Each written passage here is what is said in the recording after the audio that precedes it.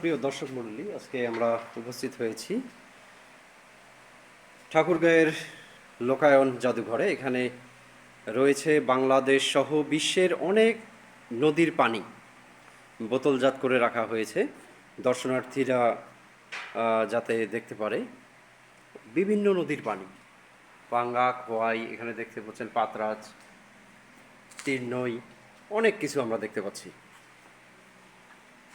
হয়তো বা নদীতে আমরা সব নদীতে যেতে পারবো না, কিন্তু আপনাদের আমি সেই পানি দেখাচ্ছি। নীল সাগরের পানি এখানে রয়েছে, নীলফামারী যে বলে থাকি আমরা, রামসাগরের পানি, একটা বড় দিঘি, বাংলাদেশের সবথেকে বড় দিঘি। নদীর পানি পুরোটাই, পুরো গ্যালারিতে আপনারা দেখতে পারবেন যে বিভিন্ন নদীর পানি এখানে সংরক্ষণ করে রাখা হয়েছে। একটি চমৎকার একটি সংগ্রহশালা আমি মনে করি। এবং নদী গবেষণা যদি করতে চায় যদি কেউ, সেক্ষেত্রে এখানে এসে নদী গবেষণা করতে পারে। কোন নদীর পানি কী রকম এবং প্রাণী থাকার উপযোগী কি না, মাছের উৎপাদন কী রকম হবে, এই জিনিসগুলো আমরা এখানে জানতে পারবো। এখান থেকে আমরা দেখতে পাচ্ছি, আপনারা দেখছেন দর্শক মণ্ডলী, খুবই চমৎকার একটি ভিউ, অনেক সুন্দর। মেঘনা নদীর পানি দেখেন, একটু কাইন্ডলি আমি দেখাচ্ছি দর্শক মণ্ডলী আপনাদের। কালিদাস, ইছামতি, হ্যাঁ, অনেক নদী রয়েছে এখানে। ধলেশ্বরী থেকে শুরু করে অনেক নদীর পানি আমরা দেখতে পাচ্ছি এখানে। সুরমা, সেই সিলেটের সুরমা নদীর পানি এখানে বোতলজাত করে রাখা হয়েছে। হাকালুকি হাওর যে রয়েছে সেই বা নদী, ময়নাকাটা,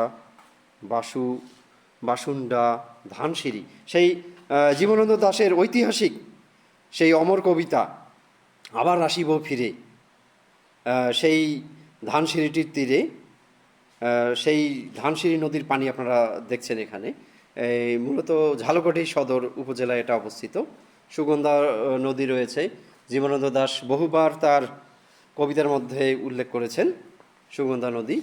আড়িয়াল খাঁ, বিখ্যাত একটি নদী আড়িয়াল খাঁ, বরিশালে।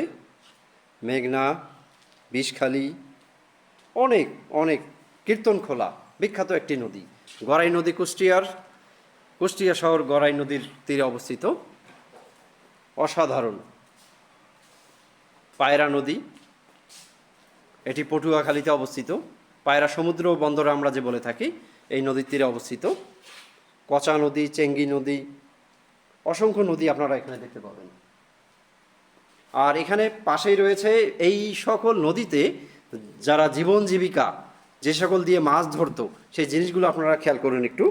অনেক চমৎকার এগুলো জিনিসগুলো, ঠোসা, চাচ, বেকরি, ছিপ, অনেক কিছু আপনারা দেখবেন, ডাঁড়কি, অনেক কিছু রয়েছে।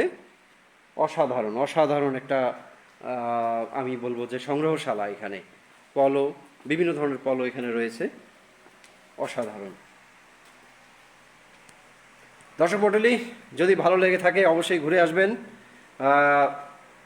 ঠাকুরগাঁও বাস স্ট্যান্ড থেকে বেশি দূরে নয়, মাত্র 5 থেকে 7 কিলোর মধ্যে আপনি চলে আসতে পারবেন এই সংগ্রহশালায়।